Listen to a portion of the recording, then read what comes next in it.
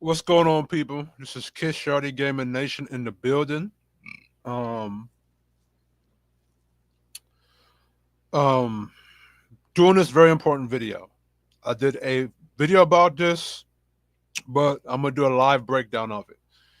It's called "Evaluating the Serafina Virus and its Effects on Black Men's Relationship with Black Women." The Serafina virus is like Agent Smith from The Matrix, right?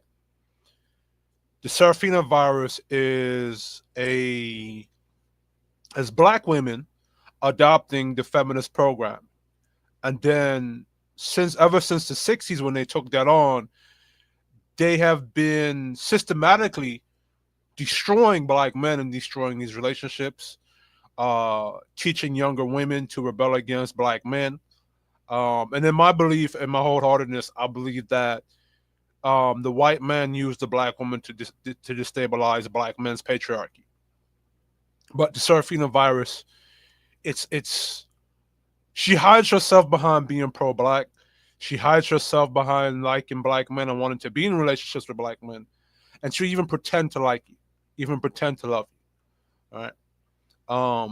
And for that very reason, it makes it very difficult for black men to even engage with black women from the very beginning because, you know, regardless of your vetting process, regardless of what you're looking for, the red flags you may look for, the red flags you may see when it comes to dating black women, their whole goal is to pretend they like you, right? Remember, Agent Smith, he's able to hide himself in the Matrix by infecting other programs. And when he's ready to strike at you or beat you down, he transforms into himself. But by that time, he's too late. Remember, Agent Smith was even that strong enough to turn the Oracle. Remember, the Oracle in the Matrix movie was a very powerful program. She rebelled against the Matrix itself, and she was helping Morpheus and Neo free other people from the Matrix. Right? Remember, Agent Smith was that strong enough to turn her, and he was even that strong enough to turn Neo. Right? Even though Neo was able to resist it, he was able to resist it just a little bit. And that's what some of you black men do. You're able to resist Serafina for a moment, but at the end of the day, she's gonna turn you. You feel me? And this programming is everywhere in every black chick you come across, even the good ones. All right, and I'm gonna show you here on YouTube. We're gonna go through interracial dating. I'm gonna show you a lot, but first we're gonna break down the character. Right? Let's break down the character right quick.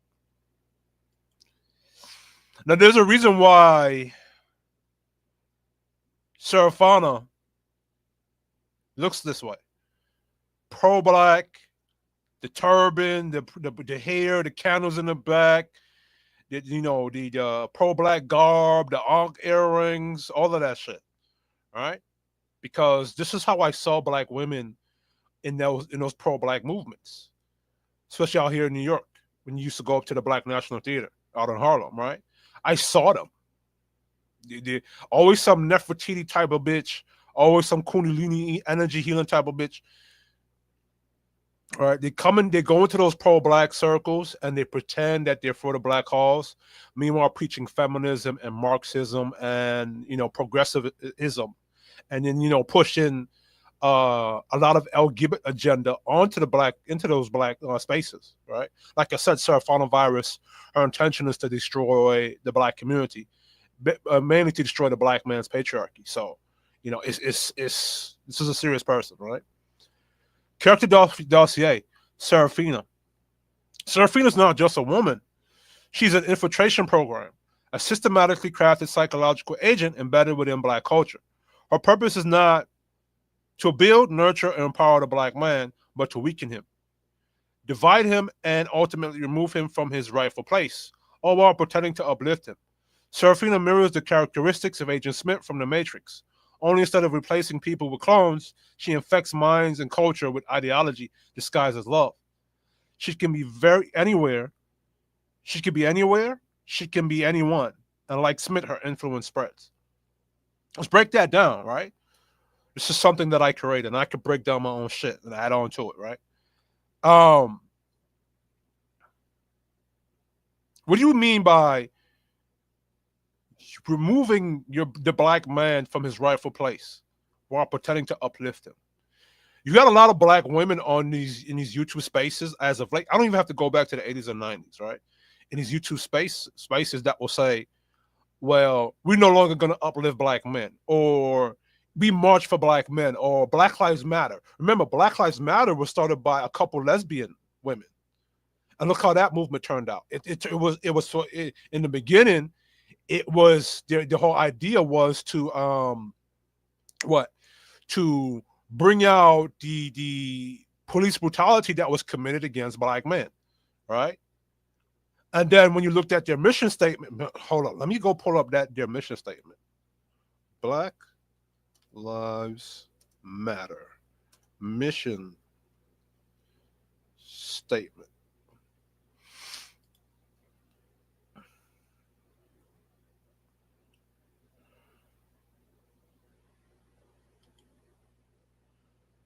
Oh, I don't even have to.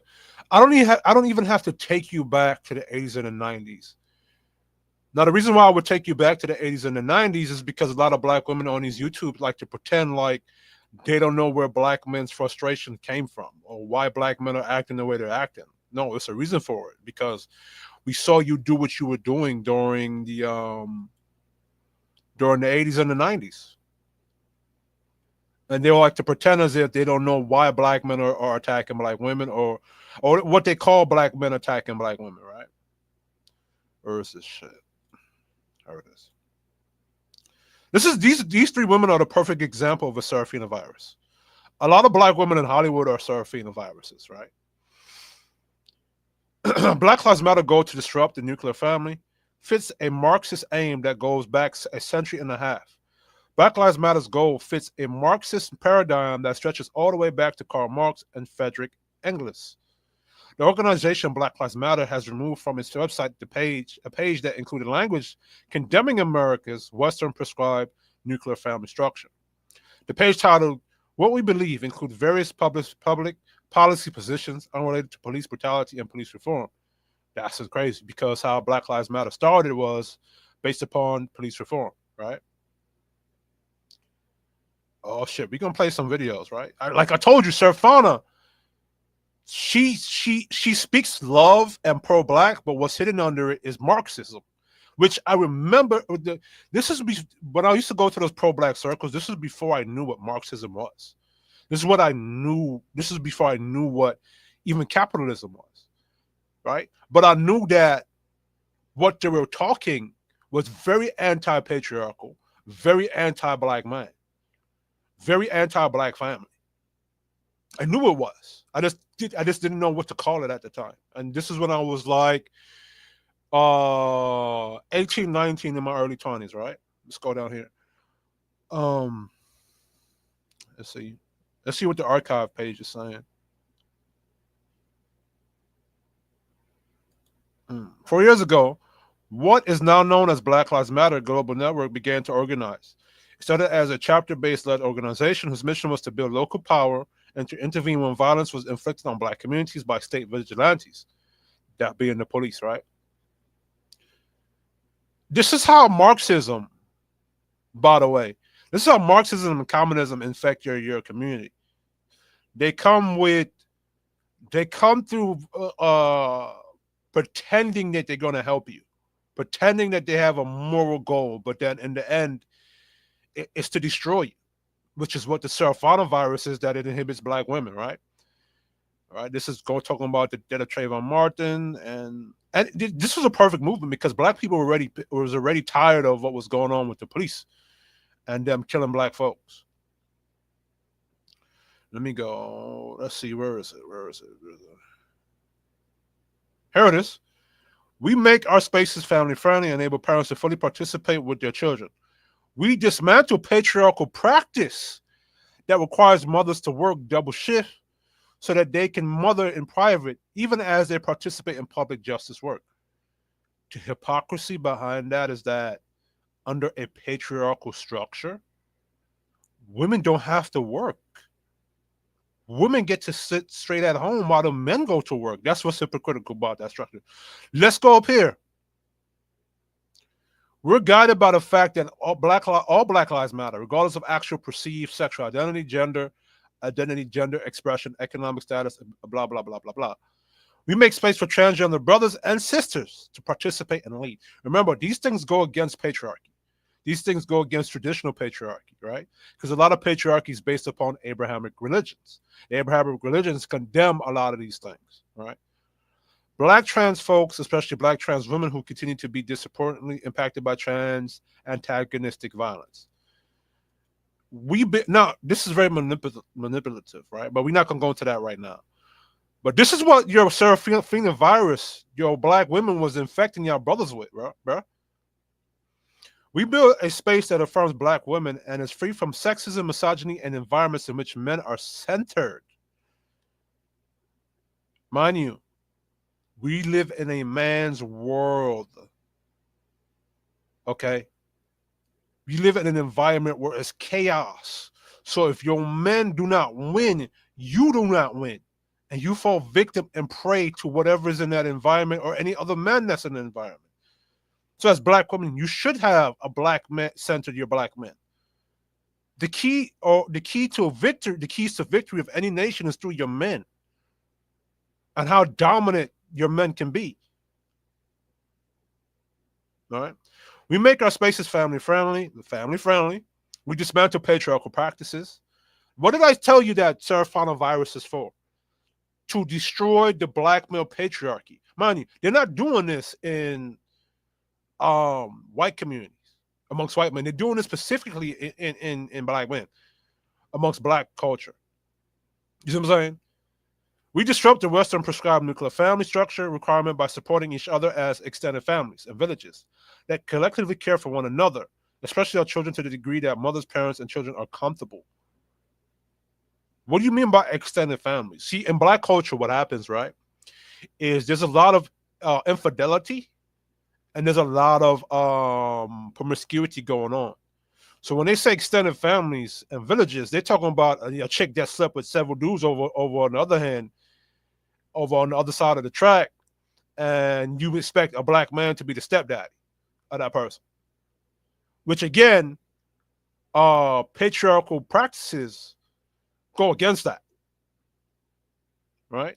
Nuclear family is a monogamous thing where the women or children are tied to that man. Feel what I'm saying? I forgot. I was going to say something else to that extended family shit, and I forget what it was.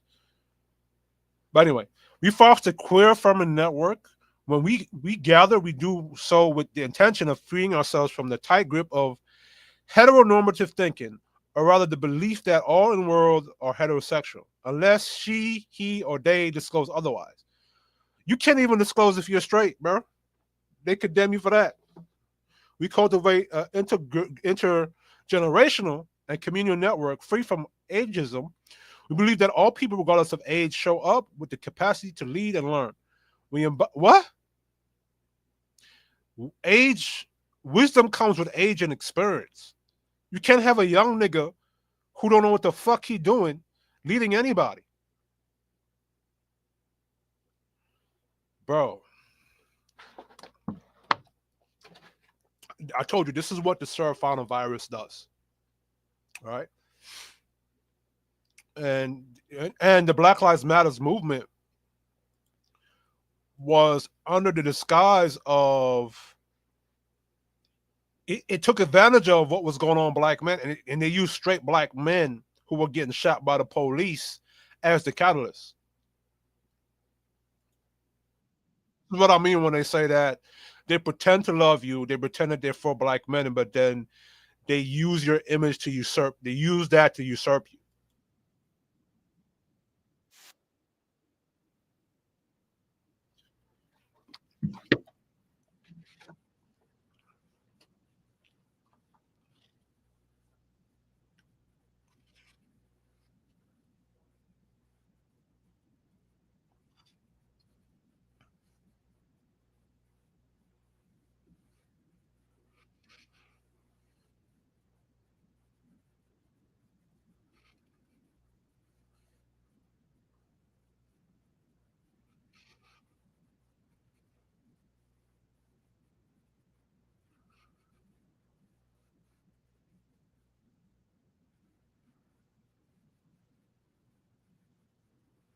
Oh, my bad. Ugh. Oh, I didn't add. Um, My I fault. also think that it might. Um, Hold on, my bad, my bad. Hold on. I didn't share that shit on stage, so bear with me. This is what I was talking about earlier, right? From up here, we build spaces to affirm black women is free from sexism, misogyny. Right? This is what I was talking about earlier. All right, we're unapologetic, black, or in our positioning. Affirming that Black Lives Matter, we need not qualify our position to love, to desire freedom, justice for ourselves. We are guided by the fact that all Black Lives Matter, regardless of actual perceived sexual identity. All right. Let me make sure that I'm actually okay. Cool. Yes, it's showing up on the other side. All right. Let me put it like that right there. All right. So this is what they were. So now, when women jump out there and they say that patriarchy is there to oppress women, that's also manipulative, right? And what men don't fail to do is to ask them, well, break down what the men are oppressing you from doing. All right. And a lot of times when women talk, they'll say, well, men are oppressing us from getting jobs. Men are oppressing us from owning homes. Men are oppressing us from doing, the basic necessities things. Which logically, it's there's nothing wrong with a woman owning a home. But usually what's really not being what they really mean is to oppress. Women want to be free to engage into this stuff right here, allowing things that goes against those Abrahamic religions and goes against traditional masculinity. This is what it means. They want to bring in the chaos, right? So a lot of times the Serafina virus, they'll say, oh, patriarchy is oppressing women. Oppressing you from what and doing what? What do you want to do that we're stopping you from doing? And a lot of times it's to bring in chaos into the communities. We make spaces for transgender brothers and sisters to participate and lead. Why? Why should straight black men accept that madness? All right. Let's go here. I think of a lot of things. The first thing I think is that we actually do have an ideological frame. Myself and Alicia in particular are trained organizers. Structuring might be of some value here, but how do you respond to those kinds of again loving criticisms? I think that the criticism is helpful. I also think that it might. I think of a lot of things. The first thing I think is that we actually do have an ideological frame. Myself and Alicia in particular are trained organizers.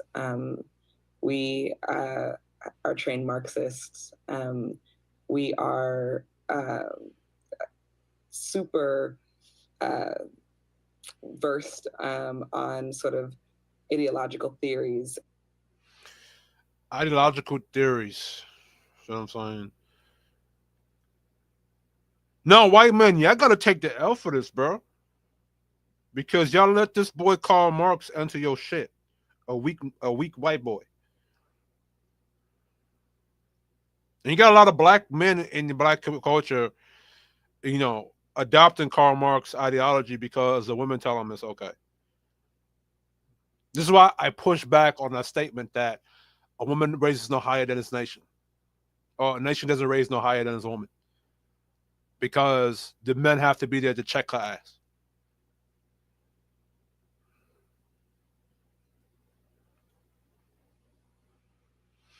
Now you have to ask yourself, why was Karl Marx against the traditional family? Well, in my opinion, my theory, traditional family, it creates structure and it creates hierarchy and it creates a class. It's the most successful. So now, if you have everybody, not creating that traditional family, not creating that you then you become the personification of what Karl Marx envisioned, where there's no class system, which makes no sense because even in nature, you will have two lions. One of those lions is going to be more dominant than the other lion. Both of them are bad motherfuckers and vicious, but one lion is going to be better than the other lion. That's like one gorilla is going to be better than the other gorilla. You see what I'm saying? So even in nature shows you that shit ain't equal and there's a hierarchy in a food chain, right? And he says it right here. The bourgeoisie family will vanish as a matter of course when it complements when complement vanish, and both will vanish with the vanishing of capital. Marx and Engels wrote, the bourgeoisie's claptrap about the family and education, about the hollow correlation of parents and child, becoming all the more disgusting.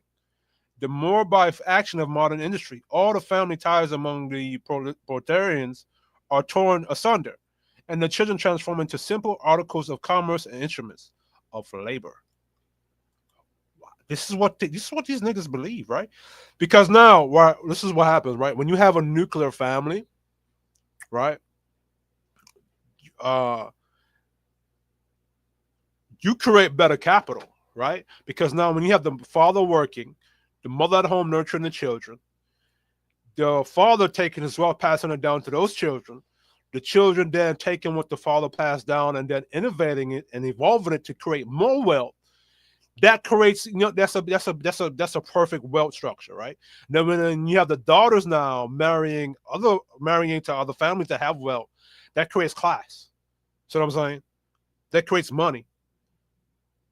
And it creates a capital society that you cannot avoid, right? So now, Karl Marx is acknowledging that the nuclear family is that.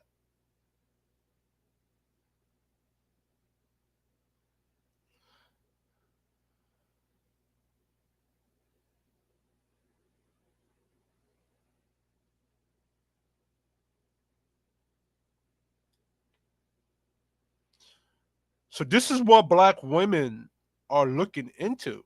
And this is what black women are using to destroy black men.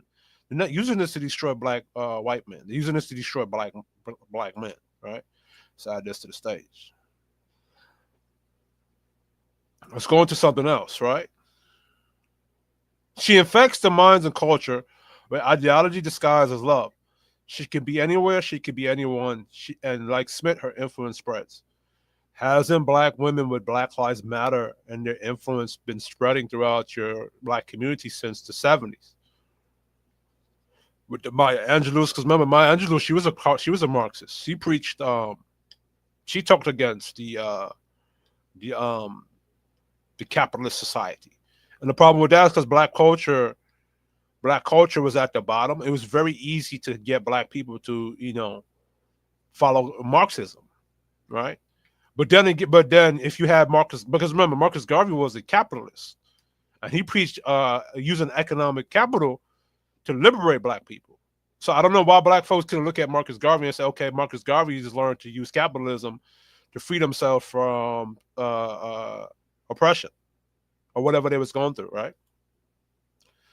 This description paints a complex portrait of a figure who navigates identity and power dynamics in nuanced ways.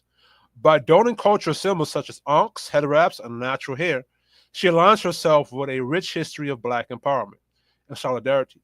While the Pan-African colors emphasize unity and collective strength, her pro-black rhetoric and reference to black men as kings suggests a commitment to uplifting her community. However, the text hints at an underlying tension. Her actions might inadvertently undermine traditional notions of masculinity. Her advocacy for Marxist, feminist, and progressive ideologies cloaked in the language of care and healing suggests a desire for social change and justice. If the narrative implies a paradox where her efforts might ultimately serve the interests of the dominant power structure, the white male elite, this portrayal invites contemplation on the complexities of identity. Now, notice white men haven't fallen completely to Marxism. They're still very patriarchal. Yet, over here in black culture, this virus that's inhibited into black women, they have raised your children to be like this. This is why we have a what you call unspoken Negro contract. Where in that unspoken Negro contract, one of the tenets is that a black man cannot be of economic success. He has to be broke. He has to be poor.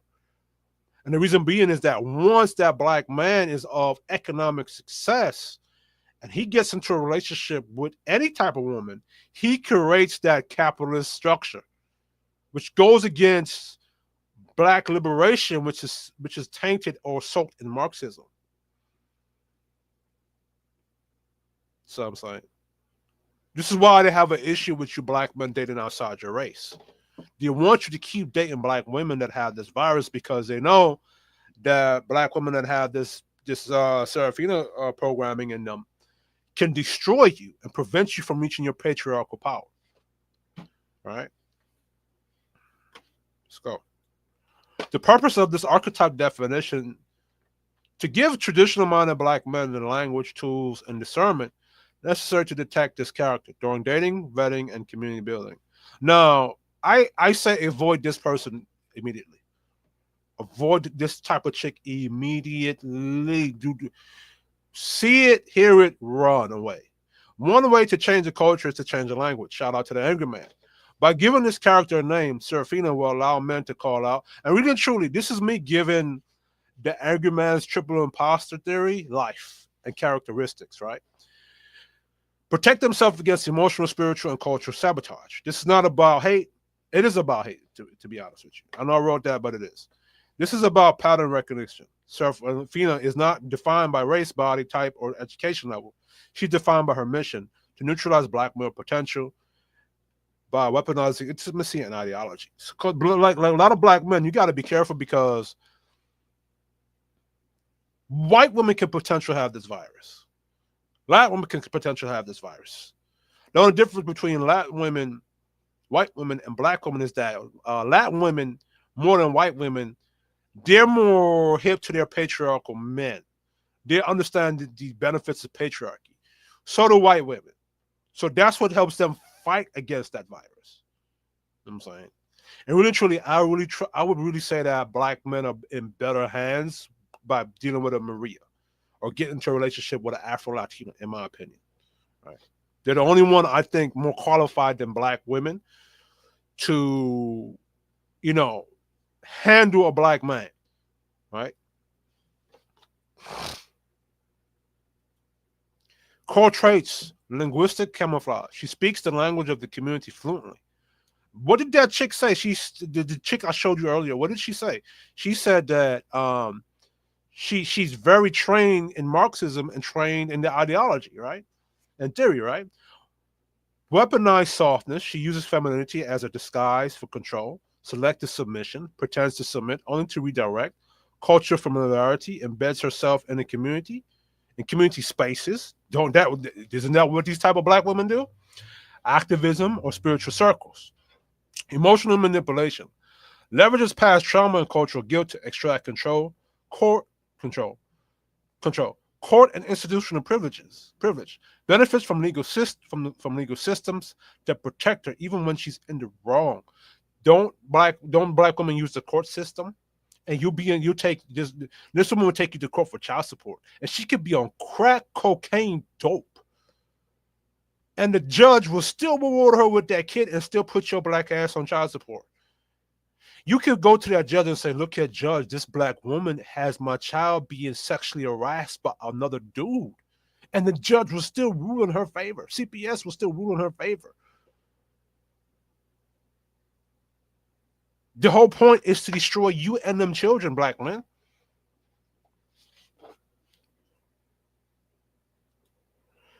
Go for traditional men to identify Serafina early before entanglement. Will Smith is dealing with a Serafina virus. And Will Smith is an old school traditional man, right? And you see what he's going through. To create new cultural language and awareness, to restore the natural order of leadership, love and legacy without infiltration. Remember, Serafina isn't loud. She's not obvious. She whispers in the dark. A snake with perfume. And she always says she's here to help. But her help is seduction, not salvation. Don't black women on these YouTube spaces grift, pretend like they're for black men, and they come to find out they're really not. Quote from Serafina. This is a quote. Oh no, my love, I would never hurt you. I only want to help you. You see what you've been too blind to notice. That power you think you have. It was never really yours. I'm just reminding you. Black women remind you that you don't have no power every day. And every time they throw that white man in your face, every time they throw how you not achieving, even though you are achieving. The statistics show that you are achieving, but they like to throw the system in your face. They like to throw how you're not getting work, you're not working, and you broke and you dusty all damn day. All right, let's go into this. Serafina Vinus, the guy for black men. All right. This is the breakdown. This is the breakdown in 5 phases. Stage 1, infiltration. Presents herself as loving, spiritual, pro-black, and virtuous. Public image. I'm just a good woman of God. Don't, ain't that what they say? Looking. Hold on, my bad. Looking for a real man. Gains trust by mirroring male values and ideals. We call that the chameleon. Angry Man calls that the triple imposter. Entanglement. Enters a relationship with a high value or symbolic black man. Public image. We're building something strong together. Hidden intent or effect emotionally binds him while assessing control and influence. Right? Subversion begins passive control tactics. Guilt, shame, gaslighting, withholding. Shout out to the angry man for the gaslighting word. Her image. I'm just trying to help him be a better man. Don't they try to help you be a better man by telling you about emotional intelligence and I forgot the other fucking word they like to use. Emotional intelligence and some other shit. Emotional regulation and some shit, right? Or they play like they're trying to help you, right? Weakens his masculine identity and decision making power, right? Because really, truly, when you look at emotional intelligence, you don't really use it as a way to help you. They use it as a way to take accountability off yourself and critique you, right? And a lot of times, if you critique men too much, especially with black men, it affects the decision making. Because as a man, you can't think about the wins, the losses, and the failures and the criticisms. You got to make a decision, and that can hinder your identity. You know what I'm saying? Extraction breaks the relationship, keeps child, social clout, and sympathy. I'm gonna show you a person that's doing that. A couple people doing that right now. I had to leave for my peace, protection, and healing. Don't black women make that excuse? Extract value while destroying his social legacy and manhood. Don't black women, Tory Lanez, or Meg Thee Stallion, or plenty of black women, don't they socially destroy your image while extracting child support and resources from you? And if you get up there and you say anything against that or defend yourself, it's ruled out as you're complaining, and you should be a man and take it. That's also part of the unspoken Negro contract. To be a stoic nigga while your woman disrespect you. Justification uses media, religion, and social narrative to demonize him. My bad. To demonize him and sanctify herself. Right? Doesn't that what black women get on Oprah to do? I'm a God-fearing woman. Uh, I'm sanctified, and I'm saved, and this man, he was too controlling or whatsoever. He was being abusive, immature, and toxic, unworthy of me. They never asked black women, so break that down. What do you mean by abusive? Qualify that. It shows the black man is isolated, discredited, or erased. Don't they tell you black men that you can't be a victim? Even if you have black men on here be programmed to that bullshit, to believe that a black man can't be a victim to a woman, right? Don't you get discredited all the time? That happened to the passport bros. Every time isn't that what's happening or what happened to the black manosphere, that they got discredited and viewed as misogynistic? All right. Let's continue. Cultural weapons Serafina uses. Fate language. God told me to let him go. Therapy speak. He's not emotionally safe for me. Feminist rhetoric. He couldn't handle a strong black woman. I can't. Yo, I'm a motherfucking genius. Public sympathy. Tears on talk shows, social media, and something. Wasn't that the whole 80s and the 90s? Legal tools, custody control, child support, and protective orders. Didn't Meg Thee Stallion pull out a restraining order on Tory Lanez, even though that nigga is still in jail? Countermeasures for black men. Discernment over parents. Watch patterns, not proclamations. So, in other words, don't listen to what she says, watch what she does. Never surrender your frame. Emotional and legal leadership must be maintained. Vet for alignment, not aesthetics. Loyalty, family values, and logic over looks and church attendance. A lot of women just attend church to attend church and then go right back to being a hoe or 304 or whatsoever. Document everything, especially when children are involved. Brothers, videotape, which a lot of you brothers are doing good jobs at, doing good works at, right? Speak with your brothers. Build a circle of masculine accountability and wisdom, which is what the Black Manosphere's purpose was. Shout out to the angry man again. But black men, y'all fucked that up, bro. Real talk. The Serafina virus. You know what? How the Black Manosphere got fucked up? Y'all let them Serafina virus bitches in there.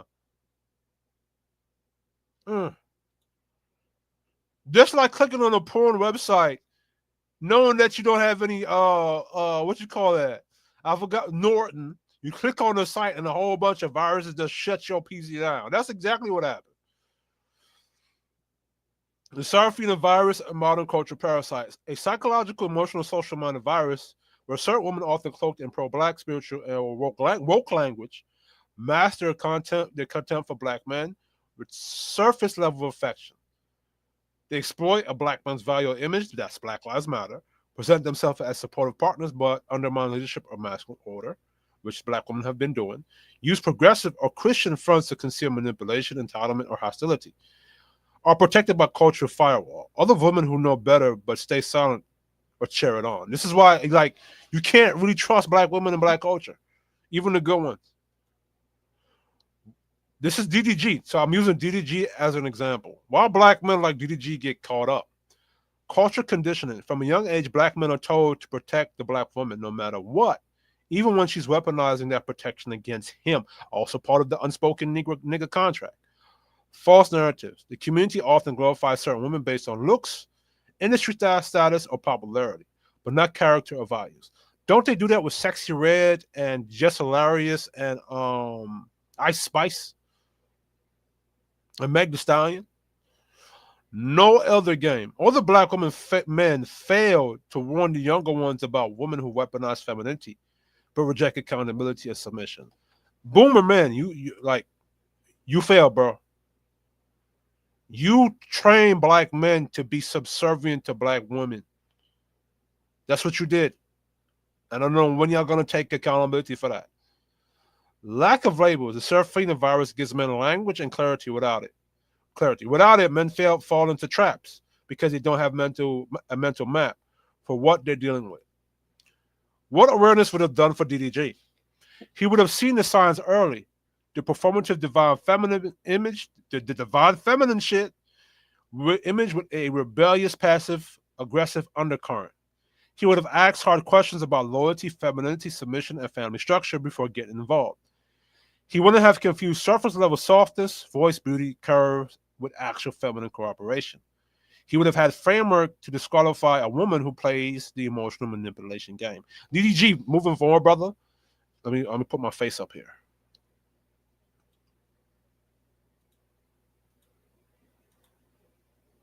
Brother, moving forward, like you gotta do a lot better with vetting women, bro. Because now the worst part about it is now you have a child with this woman, so that's her weapon she can use against you, and she got the voice of the crowd. So be mindful, bro. Dangerous control shield. Even when black women know someone like Chloe Bailey is wrong, they still protect her by default. Why? Trial bias, a code that says we don't check our own publicly, even if she's wrong. Mind you, all black women fall under this, even the pick-me's. Fear of patriarchal accountability. Checking her would validate masculine order, which some women resist. All black women resisted at this point. Image protection.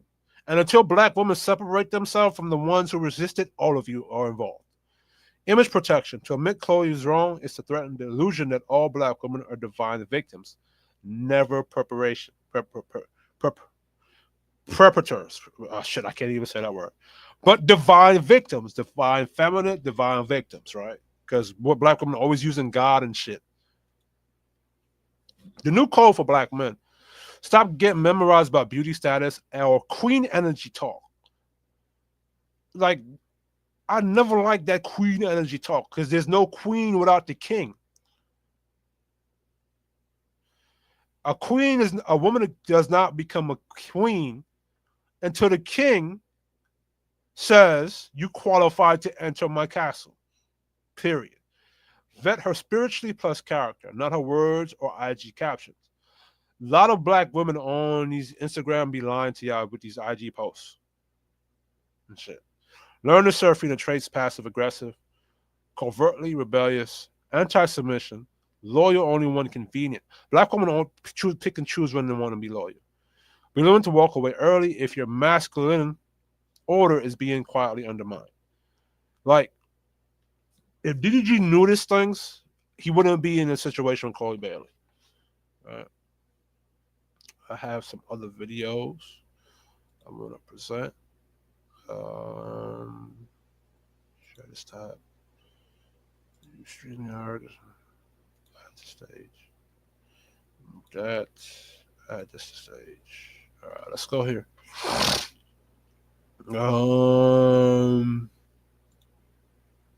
Date whomever you. So y'all let's back. What did I tell you about the Serafina virus? They got the afro, the pro-black this, and the pro-black that, and blah, blah, blah, blah, blah. But check this out. Not fixing a damn thing. And in the process, she's giving black men a platform to say stuff like this. I don't date black women now because of past experiences. They like to place that strong personality on you. And sometimes you just kind of, like, stay in a woman's place. Listen, date whomever you want for whatever. Mind you, their brother said something valid. Let's go back to what he said.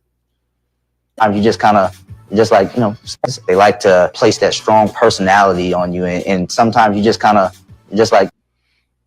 Black women like to be dominant over black men. And black women have an issue when black men say, I don't want to tolerate that. Stay in a woman's place.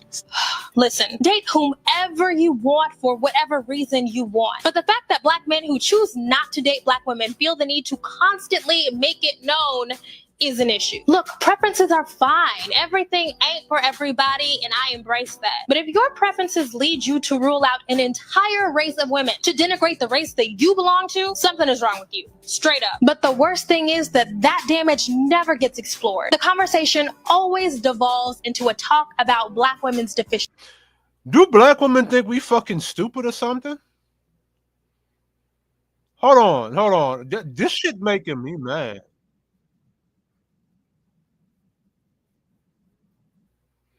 Hold on.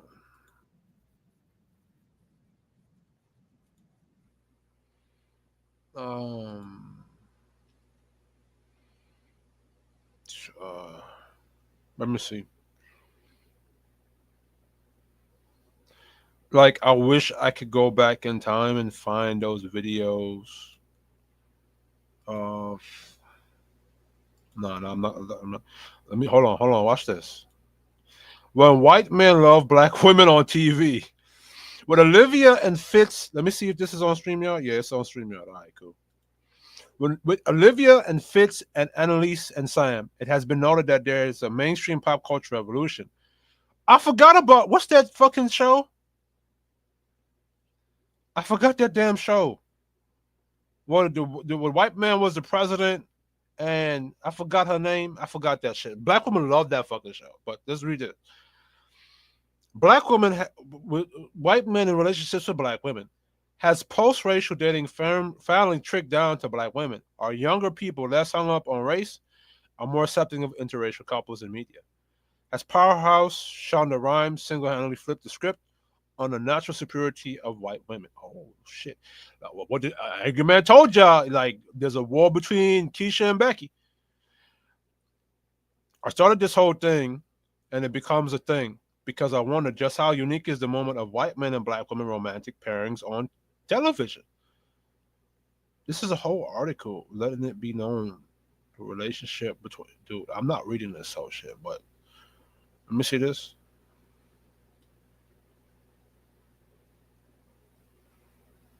Wow, when white men love black women on TV, bro.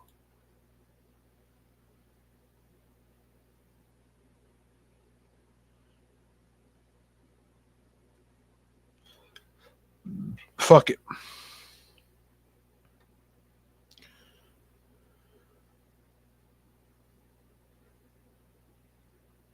There's a whole article written on this. Look at the title. All right.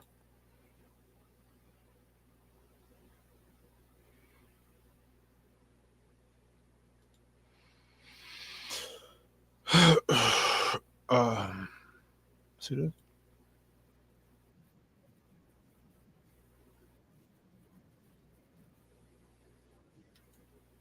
Nah, that's for a different.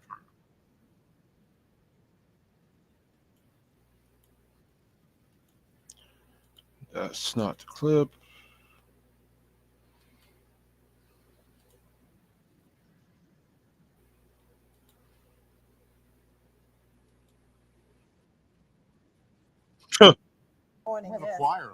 Look at this.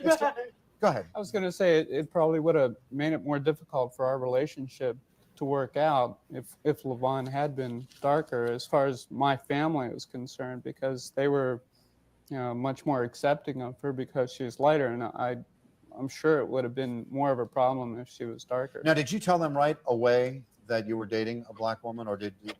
No, I didn't. You didn't. Yeah. The brothers and sisters here aren't happy about that. But Well, I didn't This is 1987, people.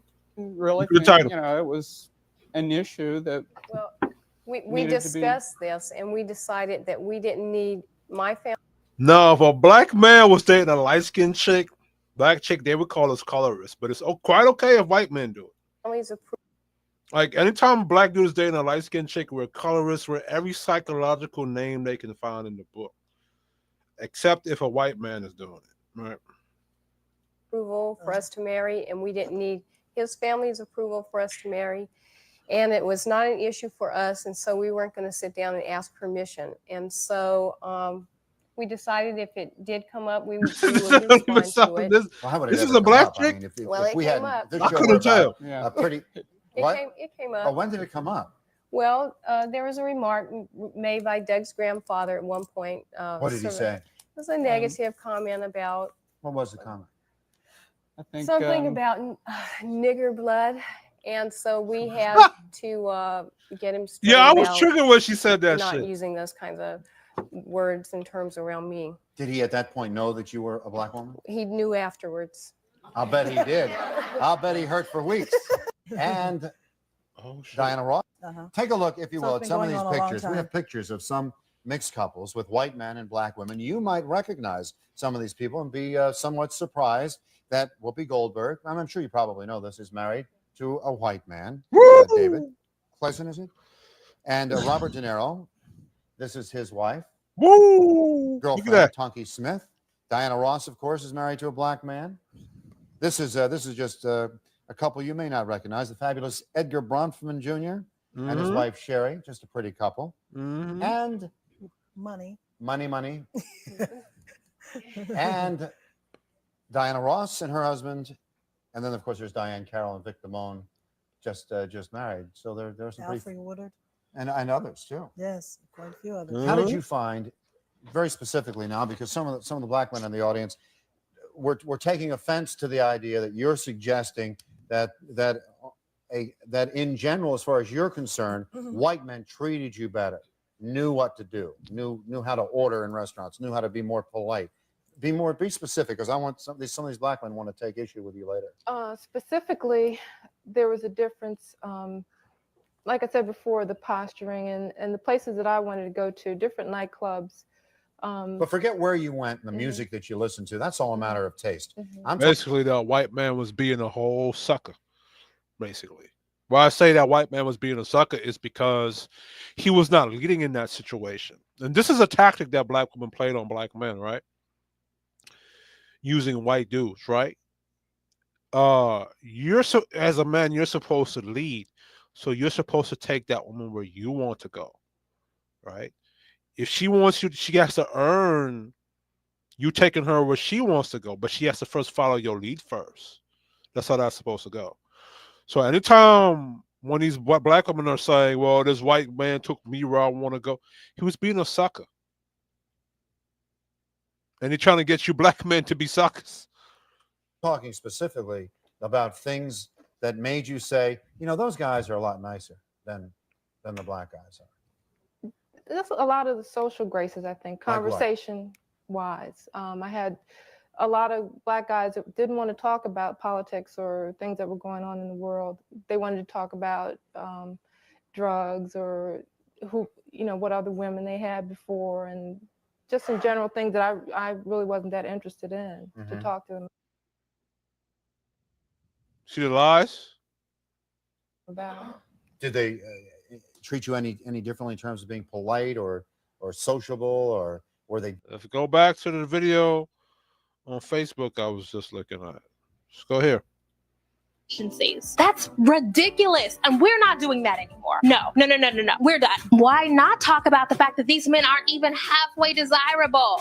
Okay, so that's rude. And also not the point. The point is that it's normalized to disparage black women. It's socially accepted to say whatever you want about us, and then we're put in a position to defend ourselves like that stuff is legitimate. And honestly, this When y'all black women went on these TV shows saying that black men talk about drugs, black men are deadbeat dads, we couldn't even defend ourselves because there was no platform that have black men up there being able to actually defend that those lies that y'all was saying or push back on any of those lies. It wasn't until Angry Man or the Black Manosphere or Tommy Sotomayor came out and pushed back on y'all. You feel me? is not even exclusive to black men who choose to date out, because there are plenty of black men who date black women who really don't like us that much. What's wild is that by the magic of misogynoir, traits that in anyone else. Yo, these black women think we be dumb. This is what I'm saying about the Serafina virus. She thinks you're stupid. That videos, what's this video? Videos like this did not exist To in me, the white woman 1987. was more gentle to me and more concerned about how I felt about things, about about how things were with me personally, like with my job, or not so much self-centered on himself as involved the two of us. Mhm. So a black man is not supposed to talk about himself.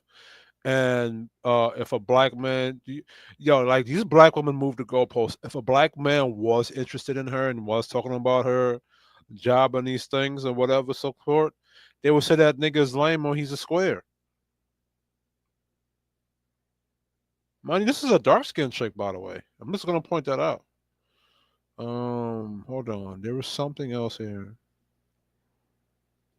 No, not that.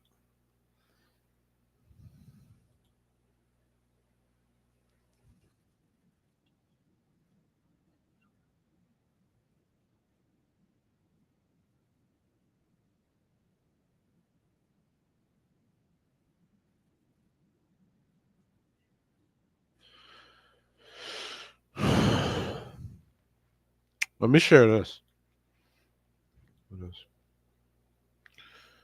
Pro black. Hmm.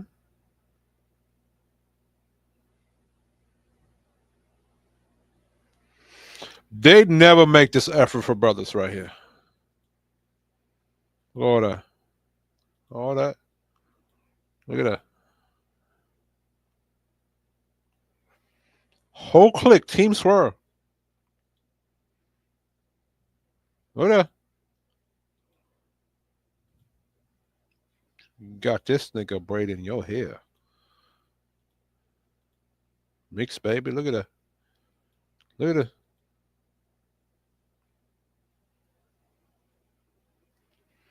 They're letting it be known, right? Oh, okay. We gonna look at this. Yeah. What the hell you got this nigga doing?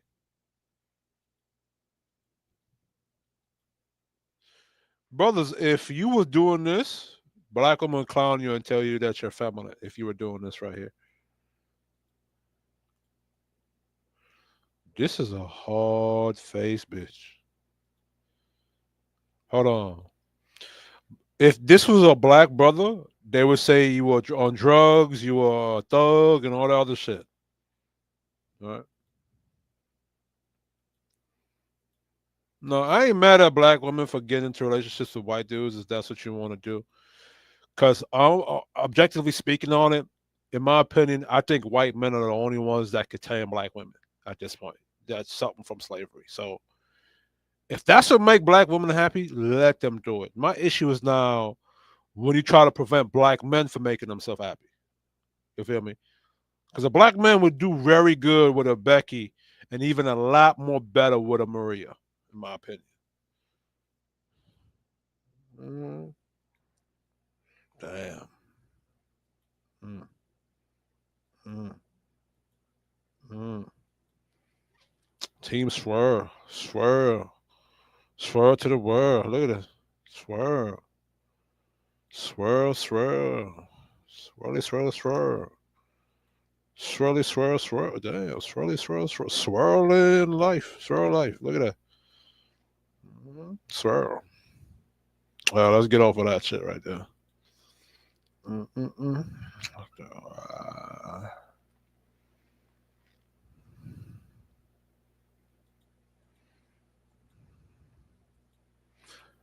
And Jamaican and Haitian men, black men, stop letting black women use you to go against your black American brother, bro. Like, y'all gotta stop that bullshit. Dude, let me hold on. Let me go. Let me stop sharing this and go back over here. Um, as a Jamaican brother myself, stop letting these women use. Stop letting these women use black American women use us to go against black American men. Vice versa. Stop that bullshit. And Jamaican men, you fucking know better. Some of y'all want to slap y'all in the fucking face. Anyway, um, enough of that shit. Holy shit! Hold on, let me share this. Let me share this. Let me share this. Hold on, hold on, hold on, hold on, hold on. Hold on. Share this. Share.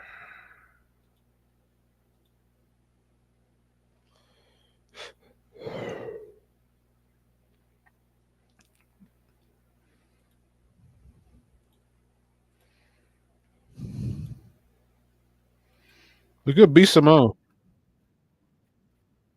Oh, oh, this is when we love white man. Let me see this.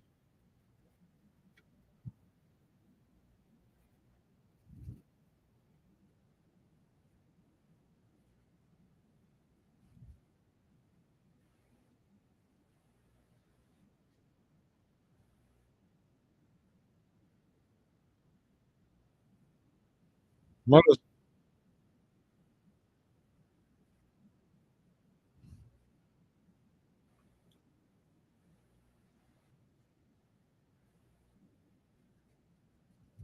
Damn.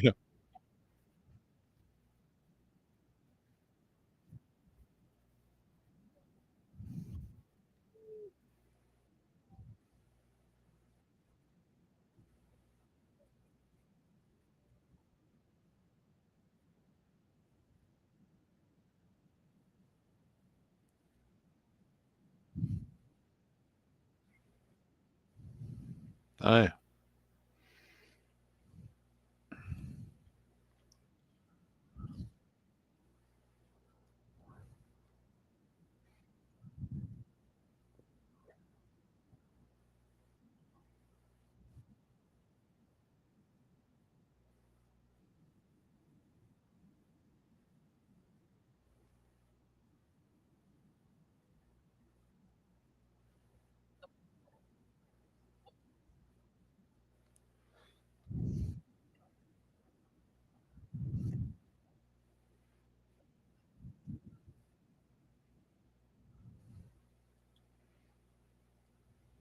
Ma'am, are you talking about dating versus a relationship or marriage? No, no, it's a ship.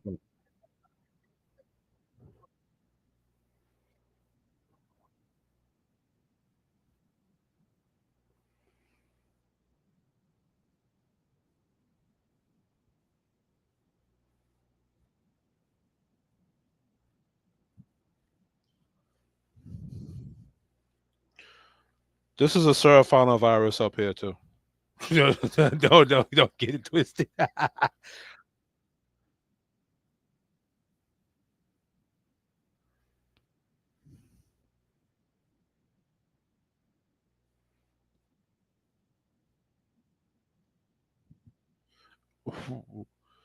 What's wrong with those two? What's wrong with him texting you good morning? What's going on, beautiful? She was hurt. Somebody hurt her.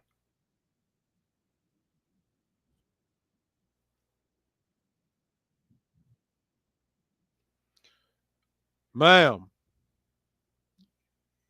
that's him seeing if you're going to showcase your feminine qualities. When Kevin Samuel said, "What do you bring to the table?" or I forgot the other brother's name, but the angry man explained what it meant. When black men are saying, "What do you bring to the table?"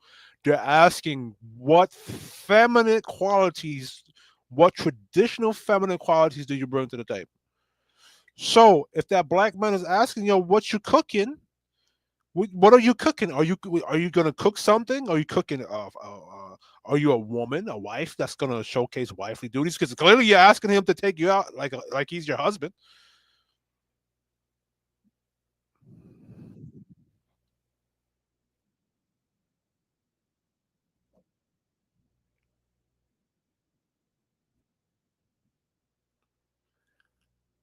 Like these black women expect black men to do this shit for them when they're not into a relationship and they're not married. They expect black men to do this shit during the dating process.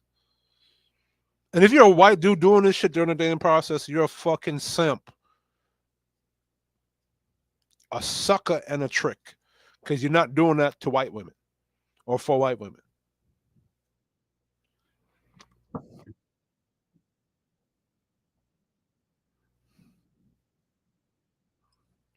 Bitch, why would a black man do something for you and you're not his wife or girlfriend?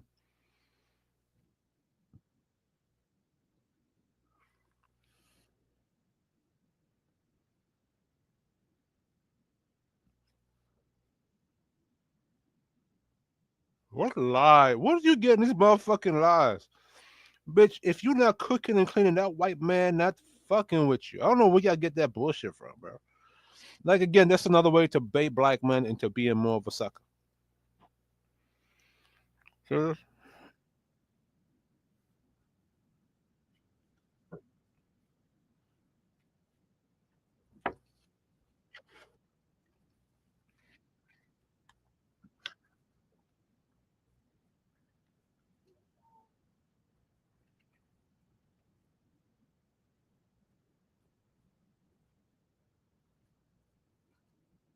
that ain't what the fuck she the nigga asked you, and you knew what the fuck.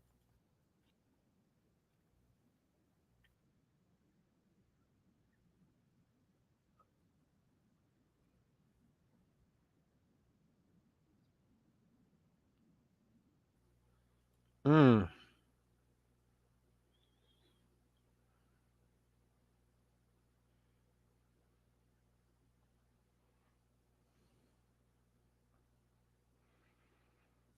I agree with this nigga right here. I said it earlier.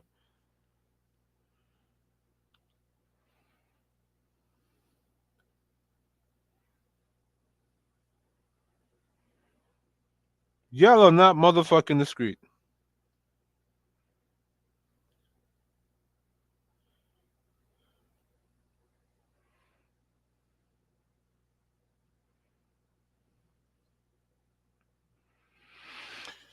Man,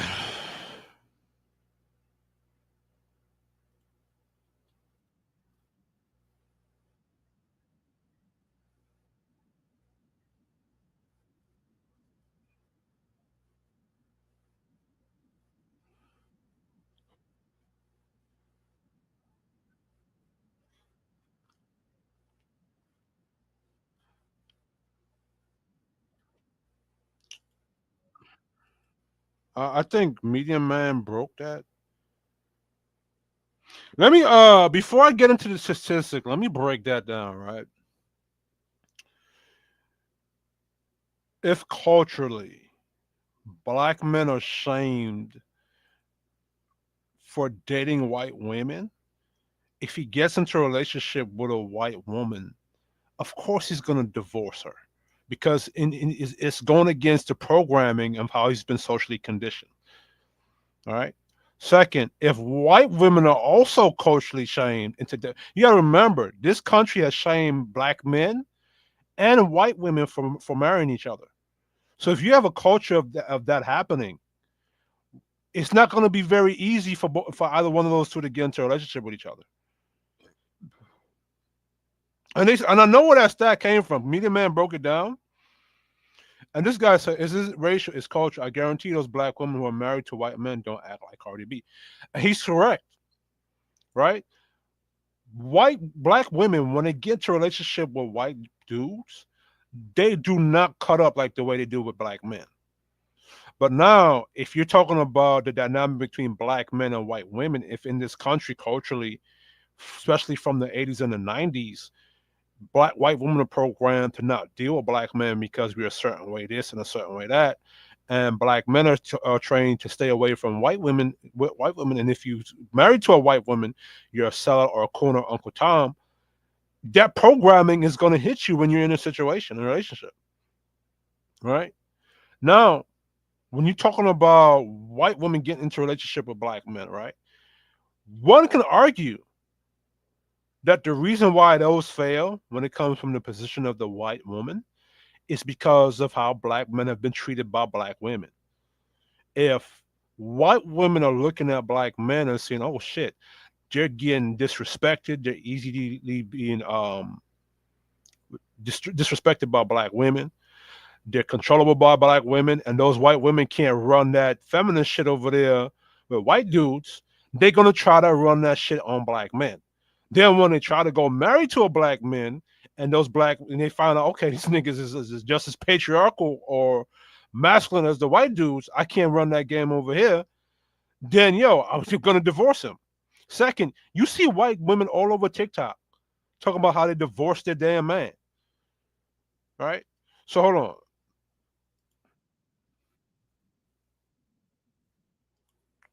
Let me go look up Chat GBT right quick. Put it in chat. Chat GBT. I have a question. There was a stat saying that white women are more likely to divorce black men in a relationship, right? But there was some discrepancy of where that stat came from.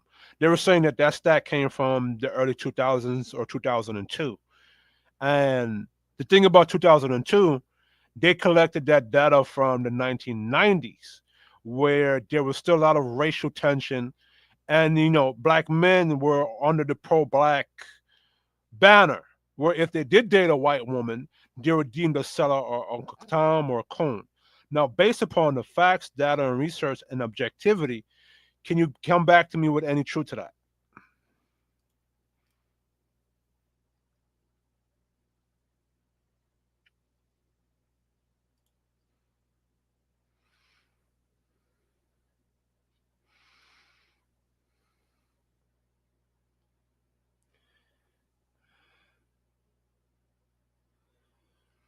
So let's share this. Yes, there's empirical evidence indicating interracial marriages between white women and black men have historically exhibited higher divorce rates compared to some race marriages. This trend was notably observed in studies utilizing data from 1995 and 2002. A study published in Family Relations analyzed data from 2002, NSFG, and found that marriages between white women and black men were more prone to divorce than white marriages. Specifically, these interracial marriages were twice as likely to end in divorce compared to white marriages. However, when adjusting for background factors such as age, marriage, and educational level, the difference in divorce rates between black male, white female marriages, and white marriages diminished in some cases. The same study also noted that marriages involving white husband, black wife were substantially less likely to end in divorce, when white marriages with former pairing divorce rate being 44% less than the latter. Contextual consideration. It is important to recognize that these studies are based on data collected in the 1990s and early 2000s, a period when interracial marriages, particularly between black men and white women, faced significant societal scrutiny and stigma. Cultural pressures, including criticism from within the black community labeling such relationships as betrayals, may have contributed to the stress experienced by these couples. Example would be a black man walking in a barbershop with a white woman. That would be the ultimate sin, even to this day. Additionally, factors such as economic disparities, educational differences, and lack of familiar support. Fa- what's that?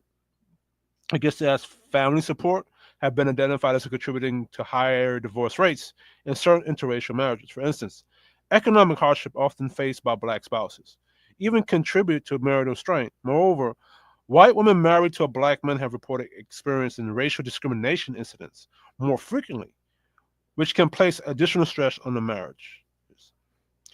Over the past decades, societal attitudes towards interracial marriages have become more accepting. According to the Pew Research Center, the share of newlyweds married to someone of a different race or ethnic increased from 3% in 1967 to 17% in 2015.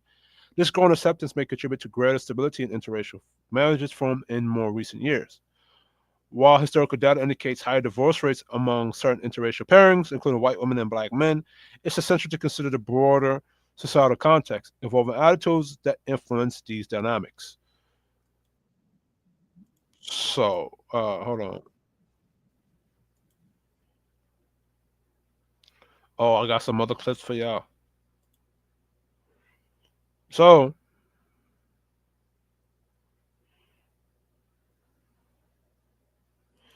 this bitch right here, she don't know what the fuck she talking about.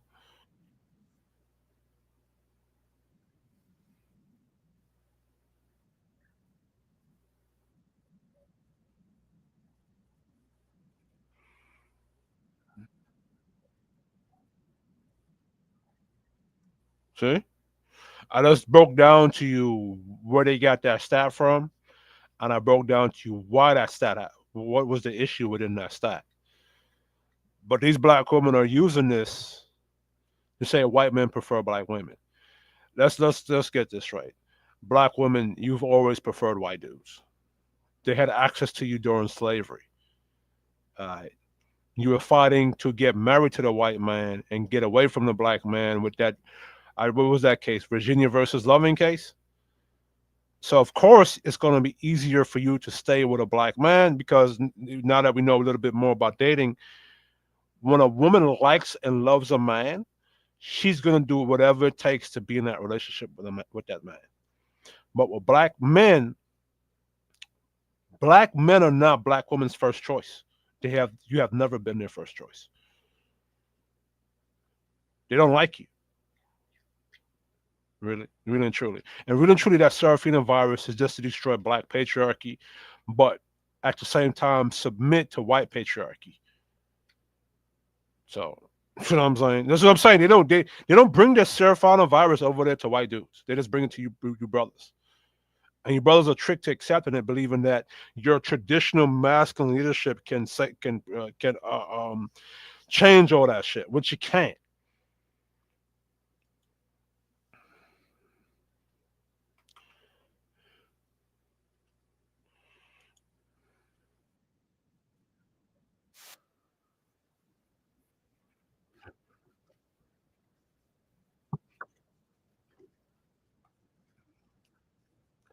Don't Paul Wall? Isn't Paul Wall? Wouldn't Paul Wall be a Pookie?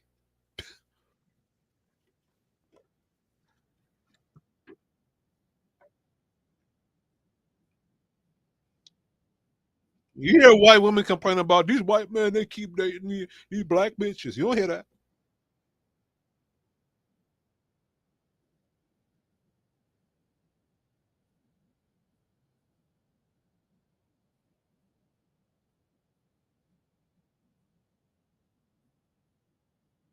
Mhm.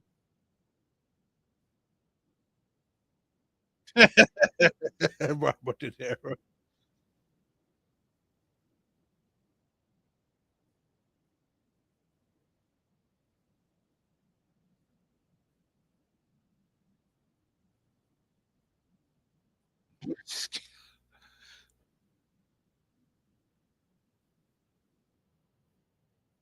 Black women. Number 5, Paul Wall. I Paul was Wall is an like, American actor and rapper. He got married to his wife, Crystal, in October 2005, and they have 2 children. Family life is an important part of his personal life. Number 4, Dirk Nowitzki.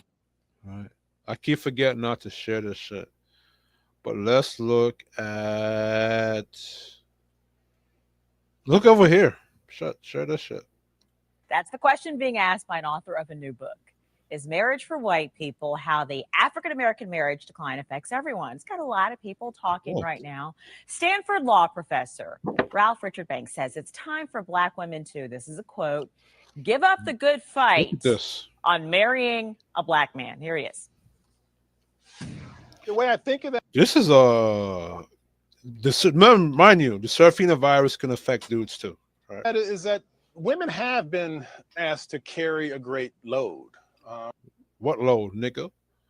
Black women shoulder a lot of the burden, in short, of Black men's struggles. And I am asking, what are you talking about? Did Black women shoulder the load during the 1990s with NAFTA and Joe Biden's crime bill? I think not. What the fuck are you talking about, bro? asking women to put the burden down. Many Yes. women think that they're attracted to Yes, please leave Black men alone, put the burden down, and go about your business. I Black agree. men. They are attracted to Black men, but attraction itself is complicated. And one of the things that I discovered in the course of writing this book is that there's a whole host of fears and desires and anxieties that animate Black women's attraction to Black men. Okay, Banks recently wrote an article in the Wall Street Journal and said that 70% of Black women aren't married. That's roughly true. Okay, so is it time for single, educated, and working Black women to just forget the notion of marrying a Black man and look outside their... Black women don't get it. When you're saying you're single and educated, that's not what Black men are looking for. That's why 70% of you are not fucking married. This is a Serafina virus too, right here, by the way. Race. A new Gallup poll shows more and more people are receptive to the idea of interracial marriage. In 1968, the numbers were quite low for whites approving of interracial marriage. This is a Gallup poll from USA Today, but today those numbers skyrocketed for both Blacks and whites. So does the author have a point? Is the Black marriage nearly obsolete? This was 13 years ago. 13 minus 2025. That's what, 2012? Is the idea just for white people? Have a Black couple here who says, hello, I'm right here. Joining us more to talk about this is Lamar and Ronnie Tyler, bloggers for Black and Married with Kids. All right, Tyler, so I guess my first question is, what is your reaction to what you have just heard? A lot of people have been talking about this. I just think the book is dangerous and it's sending a dangerous message. Dangerous? Yes. Okay. I definitely think it is just perpetuating. Shout out to this couple right here, bro. Like you gotta say, I gotta say this, that there were a lot of Black couples that were still trying to keep up with the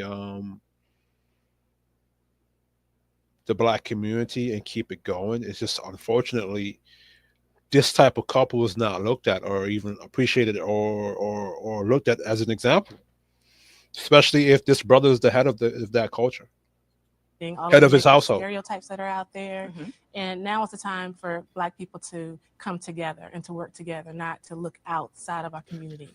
But what's crazy is that she was the first to talk.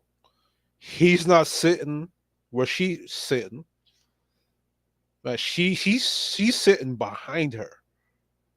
He's not sitting in front. How masculinity is supposed to work is the man is supposed to sit in front, and he's supposed to be the one doing the most of the talking because he's the man. That's the head of your house. But he's sitting in the back. You see what I'm saying? For the answers. Dangerous, how so? And I want you to answer this because he seems to be putting a lot of negativity out there on Black men. Sure. Well, I think what he's done is created a perfect mechanism to sell books. I may have misspoke. But not so much to help African-American women. All right. And I think, that's he's portraying this like this is some type of help tool for them, but not at all. I think anytime when you say that one entire group of people, specifically based on race, is bad and another group is good, then it doesn't make any sense at all. It's not helping anybody. Instead, the conversation should be, if there are problems in the African American community, how can we uplift the community? What can we do to show them that marriage is positive, to show them that parenting is positive and where it's at, instead of making notions Yo, like look how she looking at her man. I things like that basically that, just get you on TV in the media all the time and allow you to sell books. Well, because bro. Yo, shout out to this brother, bro. I hope y'all still married. I hope y'all have a bunch of kids. I hope y'all going strong with it. But yo, what happened to this black man, this version of a black man right here? What happened to him? This is just 13 years ago. 2025 minus 13.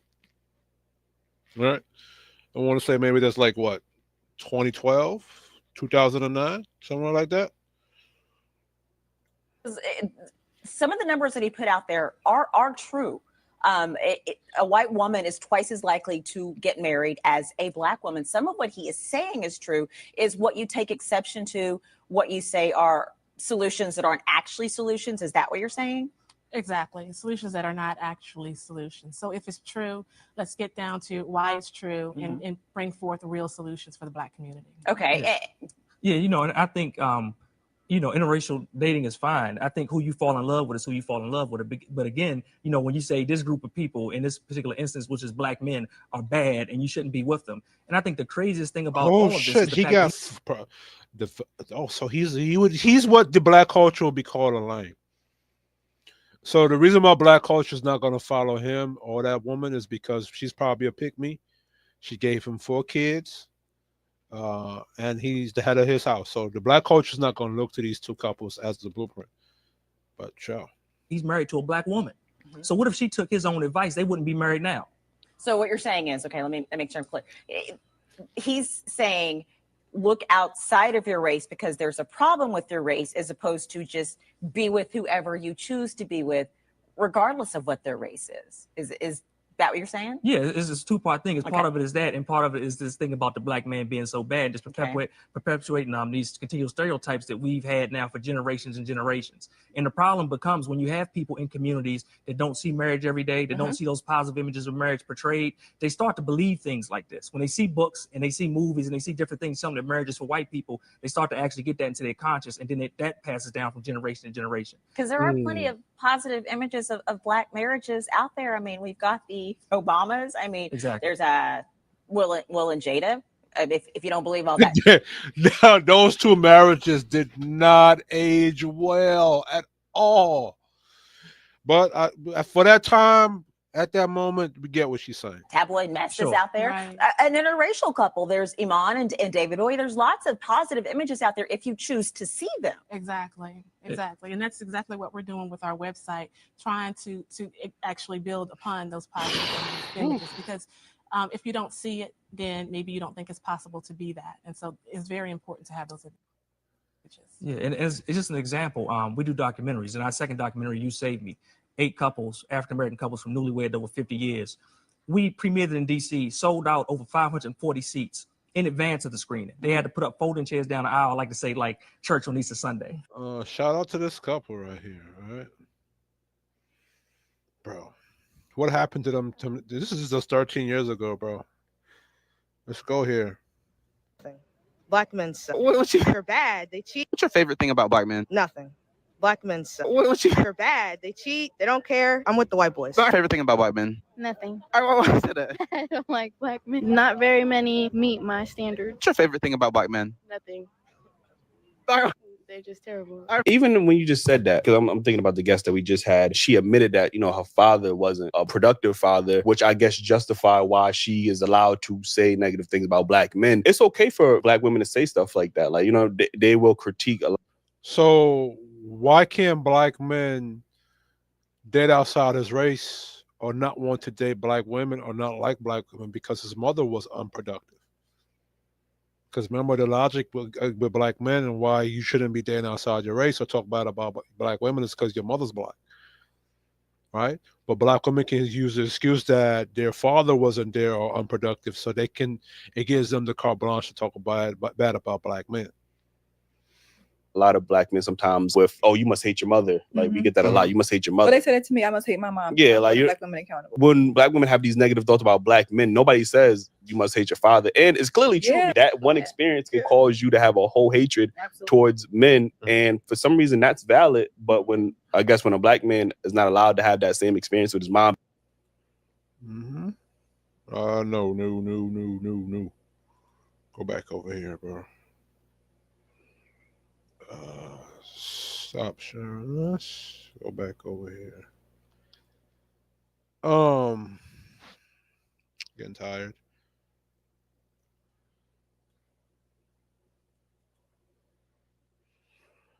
Anyway, in conclusion, hold on. One more.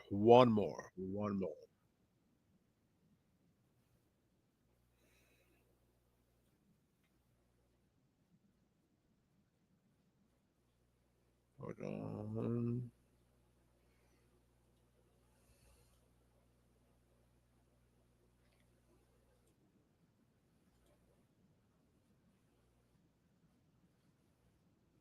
Like, so you really think this not your baby? And if you have to, even threaten them. Say if we gotta do that, y'all boyfriend and y'all get pregnant, why do y'all telling y'all this? Just let your boyfriend be the baby daddy. Just let it be what it is. You don't have to tell him nothing. And when he get to question you, gaslight him. Like, so you really think this not your baby? And if you have to, even threaten him. Say if we gotta do that DNA test, my baby not getting your last name. Dudes love for their kids have their last name. Like they take so much pride in it. They act like it's the most important thing in the world. But telling on yourself is a no. And I know some people are like, oh well, your child deserves to know who their biological parent is. Do what's best for your child. Some people don't. And black men, do what's best for you. I'm gonna make a video tomorrow. Telling black men you deserve a lot better than this bullshit right here. Do what's best for you. Stop dealing like you cannot save this, change this, correct this. This is the virus I'm talking about with Serafina. She's on TikTok. At least some of the damn women in this chat are holding her accountable to something. But bro, look at the damn views in the place. Shares. It's done. You can't do nothing with this. Like black men, y'all got to love yourself. Like hold on, let me play one more thing from the Angry Man, bro. He said this, and I had chills. And I know it because I've. You need to save yourself. Then what? And let your ass be a pillar of salt. How about it? That's what our responsibility is. Measure out of causing pain to solve the damn problem. Now, and what did she say? Angry Man, I hope you don't mind me reviewing your video. Shout out to you, OG. Oh, that's cute. What you just said is cute. But let's get back to blaming the men. Don't you die. Waking up my cat. You as a man. Yes. Okay, without blaming a woman, because Yes. you started on that track, and I said, No, I didn't. I didn't blame you for anything. Don't bring up a woman at all. No. What are you? Okay. Well, no. No. I got it. It's your accountability. Again. This is ridiculous. Again. Just sit. No. Could I please? But could I please? Okay. Shout out to Very Uncle simple. Jeff, bro. Shout out to Uncle Jeff. I handled and I apologize. We'll treat this like court.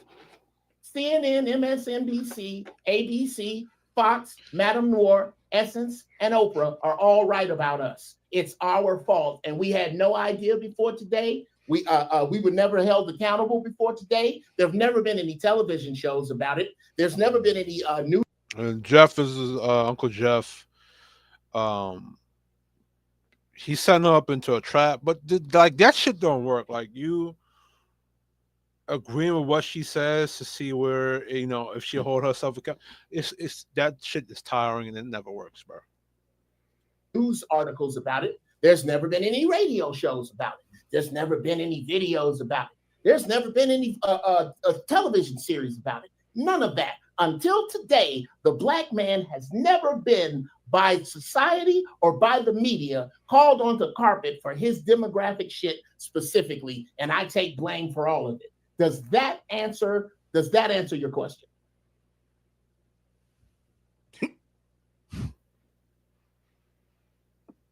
So, and you take accountability.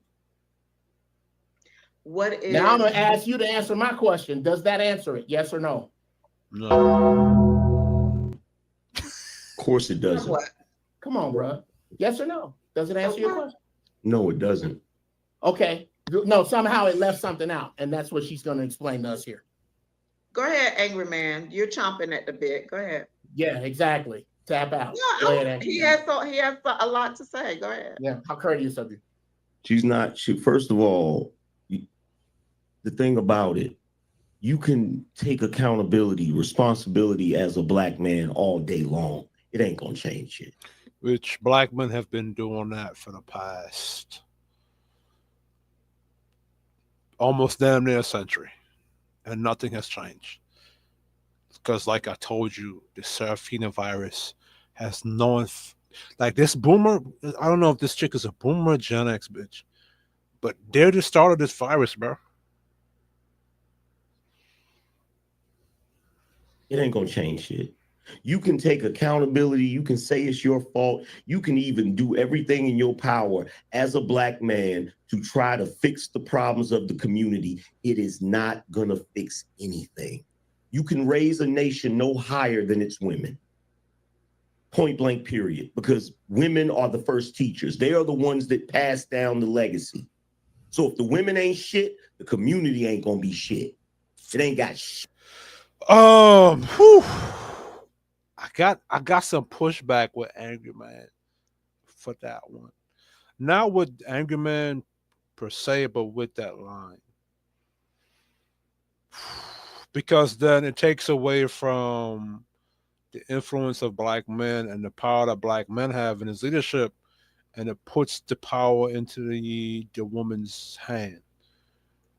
And the reason being is because now, when it comes to black women, because they're the first teachers of their children, they got to teach the children what the men program to teach. But then the women can now choose to rebel against those men and teach those children anything outside of what the man's teaching is. And the only thing that a man can do in this day and age, in this timeline, is to walk away and let that village burn and die on herself. And I think that's why black men progression have stunted, because during the 60s, black men trying to be pro-black and trying to fix the problems of his community and fix the women, he neglected himself and where he wanted to go. And we're trying to fix black women who didn't want to be fixed, who chose not to be fixed. It strained black men. And because black men, we were stuck under a social programming to only date and deal with black women, it's like we kept trying to get in relationships with them and then getting them pregnant, and then they weaponized those children against the brothers. But that's my whole pushback with that whole nation doesn't raise no higher than the woman, because the women follow where the men go. But like I said, women can rebel against the men and then teach their children any fucking thing. This is why we spoke about Marxism earlier, and with Black Lives Matter and all that other shit. So it's shit to do with the men. Okay. So what is the men's role in the community? The main reason right now that The man's role in the community is not going to matter if the fucking women don't submit or follow, or they're using things to usurp that man's role. You have these And problems then you're that you have. teaching the next generation of men not to be men. So how the fuck? What does it matter the man's role if the women are not going to do their role and follow the man? Is because since time immemorial, the black man has been blamed for everything under the damn sun. He's been blamed so much. You just recently, in the last 10, 15 years, had black men that was brave enough to actually say, no, we need to look at what the women are doing. That's recently. But for over 70 years, come on, it's been black men this, black men that. In fact, black. And like, what that does, it boxes black men. It's like black men being Superman, or black men being it's like black men in this shark cage in the middle of the ocean, in the shark cage, where circling around him great white sharks, and the sharks are morality and accountability and blame. And he does, and he has that. And mind you, there's an option to get away. There's a boat up there. There's a gun he can use to get himself out of that situation. But because of blame and constant critique and check, and he cannot tap into his decisive nature as a man because he's afraid of being blamed for what may or may not be right thing to do based upon what the women in society say. That's the trap that Superman fall into. Superman cannot cut loose and tap into that Kryptonian battle mode because he got to be careful how he fight in I forgot the name of the place he protects. The only time Superman can actually get to cut loose is if he's away from the planet, if he's away from Earth, if he's not in the city, he's in space fighting. Then he can cut loose. Then he can punch a black hole in your face. He can go all out. And that's a perfect analogy for black men. You gotta get away from black culture and black community and black women in order for you to truly be a man and have autonomy with yourself and cut loose the way you're supposed to be cut loose and conquer and dominate. You gotta get away from black culture. You gotta get away from these black women. If you stay here, you're gonna die. Men have been critiqued so much. That's the main reason why they're ineffective today. It's because they tiptoeing around these damn women so terrified they gonna be critiqued.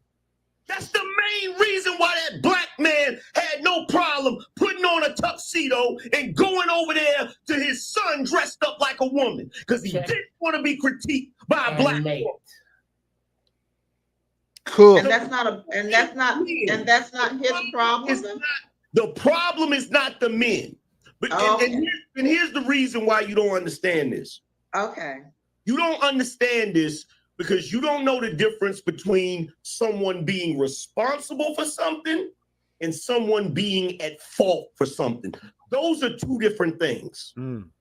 So when you say, well, the man, y'all always say y'all the man, y'all always say y'all the head. We may be responsible because we're the head, but we're not at fault. There's a difference. There's a huge difference. It's just like... Okay, can I ask a question then? She didn't give a fuck. To break that down. But yeah. And I don't think anybody has ever said that. No. Noticed that. No, nobody's ever said that, right? I've noticed it a little bit, but I didn't really go into depth of it like the way Angry Man did, right? Yes, are black men the heads of the household? Is the king of his castle? Is he the head of the village? Is he the village chief? Is he the president? Yes. Is he the general of the military? Yes. Is he responsible? Yes. But you cannot keep blaming the general or the president of the nation for where the people of that nation keep fucking up. Donald Trump, for example, he can want to take the nation in one direction, but you got people within the nation siding with China. You got people within the nation in his own Republican cabinet the first time he ran that's going against his instructions. Vance, I forgot his name. Was it J.D. Vance? That was his vice president back in the first time he ran, his first term as president with Donald Trump. I believe Donald Trump gave him a direction or an instruction, and J.D. Vance turned on him. You can't keep blaming the village chief if he keep telling y'all, yo, don't go drink from the poison water, and yet keep going to go drink from the poison water. You keep not following his instructions. Or pointed that out. I may be the first person that has pointed this out. The reason why black men are ineffective today is because we have been criticized for over 70 years. We have been criticized so much that most black men try their best not to do anything that is going to cause them to be critiqued. Mm-hmm. This is why they are ineffective at raising their children properly. This is why they are ineffective at maintaining a household. This is why they are ineffective at maintaining a relationship and a marriage with a woman, because you're walking on eggshells in every aspect of your life. You cannot be an effective man if you are worried about what everybody thinks as it pertains to the actions that you engage in. Which is, like I said, Superman's biggest problem.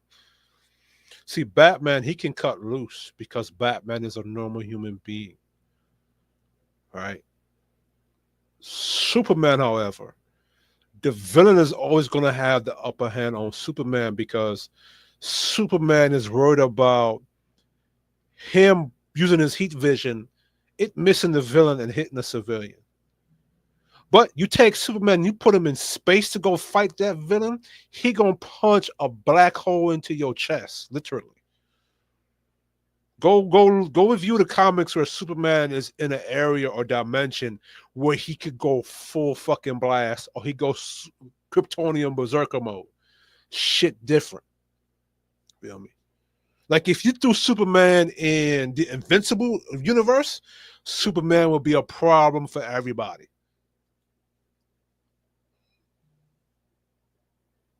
See, what people don't realize about our community is our women have been allowed to go in on us for so long.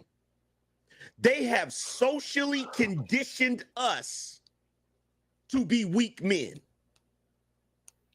And then to add insult to injury, they talk shit about us being weak men. Yep. Even to this day, they're still. Example of that is that a black woman would expect you to be emotionally intelligent, take you on a date, pay for the date, accommodate you, and then will turn right back around and call you a sucker or trick, or call you a feminine man. Bro, they're like, and nobody checks the women and say, but wait a minute. He's not a trick or a sucker. He did what society expected him to do. You're the woman that you didn't like the nigga, you played the nigga. Why did you accept the date from him?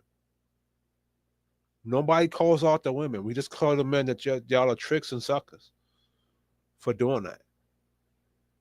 And then now, if the men don't do that stuff now, he's being called, bro, black men, you gotta leave black culture, bro. This shit, bro. Still doing it. If you come up on one of these panels as an unapologetic black man that talks shit, they will make you feel like you are the scum of the universe. How do I know? Because I experience it all the time.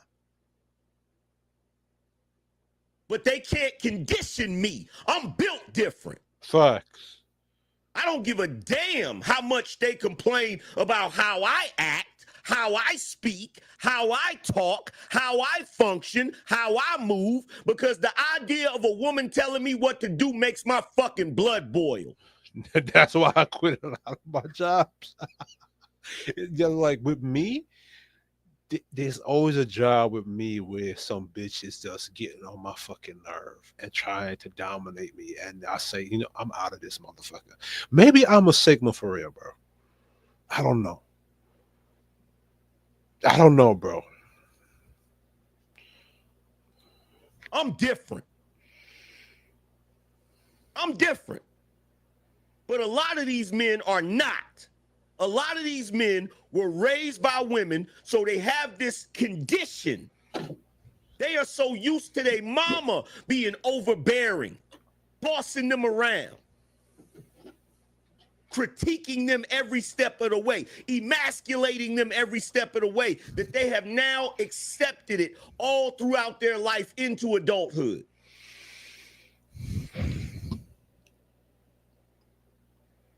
This is why if you get on a panel with the average everyday black man and you start critiquing black women, they get uncomfortable. They start squirming in their seat. Why? Because they're afraid of what the women gonna say. Do you hear me? They're afraid of what the women are gonna say. Because in this day and age, there is nothing that means more to a black man than the validation of a black woman. Facts. There is nothing that means more to them. And the sad part is they never get any validation. They never get any validation. I've said it before. At least with Superman, he get appreciation for what he do. At least with Superman, he get validation from Minneapolis, however you say that, the city name that he protect. At least he get respect, bro. Black men, we don't get respect for being Superman. We get shamed for being Superman. We get shamed for, bro, it's ridiculous. And I'm going to say it again. The black man is Charlie Brown and the black woman is Lucy. And your respectability, the validation that you want from them is you kicking that football, and you ain't realized yet she ain't never gonna let you kick that football. Because she gets pleasure out of seeing you try to kick it and land on your damn back. To Angry Man's point, you think when black women shame black men and say y'all not able to find jobs in the job market, you think black women are very aware that there is a effort to not get black men hired into these places, knowing that black men are not going to get hired into these job places that they work at, and then shaming you for not getting work? You think that's what it is? And that applies to the Charlie Brown analogy that Angry Man just made? And that's just facts. And someone being at fault for something. I got a message for all black men. This message sent chills up my spine, bro. I almost cried. And the message may sound familiar. But I got a message for all black men.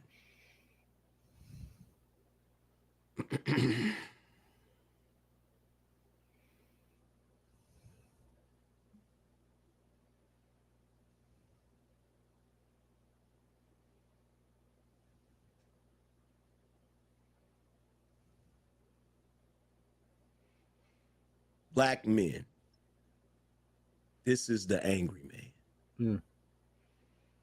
I regret to report that both the black community and the black family have fallen.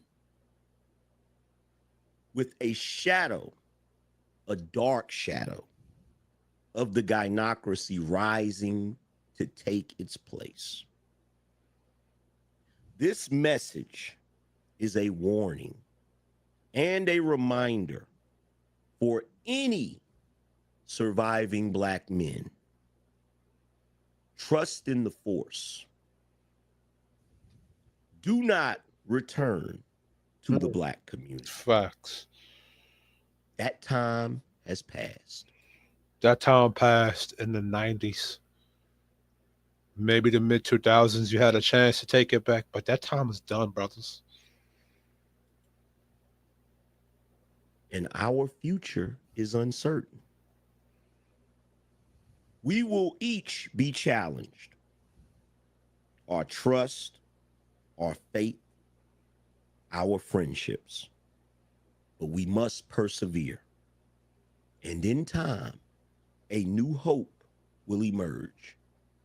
May the force be with you always.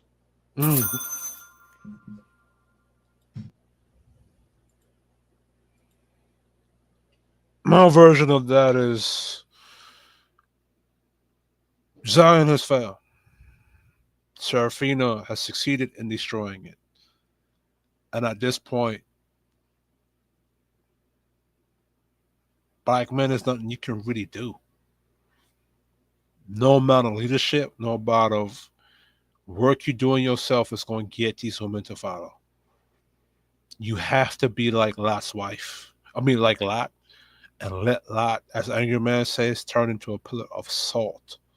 You have to let Sodom and Gomorrah go. You cannot fix this. And the thing is, black men, you did not cause the problem. You didn't destroy it. Black men fought like hell during the 60s, during the 70s, during Jim Crow, during slavery. And all the fighting you have done has amounted to nothing. Black women won't even acknowledge it. Even the good black women won't acknowledge it at this point. Like the Angry Man says, the time has passed and Zion has failed. And if you go watch the Matrix 4 movie, what was Zion remade into? Go look at the Matrix 4 movie. See what I'm talking about. But yo, this is Kish Already Gaming Nation signing off. Black men, yo, you gotta love yourself and respect yourself and leave these women alone. Let the player niggas that claim that there's nothing wrong with these women, let the players, the Max, and the pimps deal with them. The traditional black male, you gotta leave the shit, bro. Real talk. Do not be foolish and die with the ship. Leave.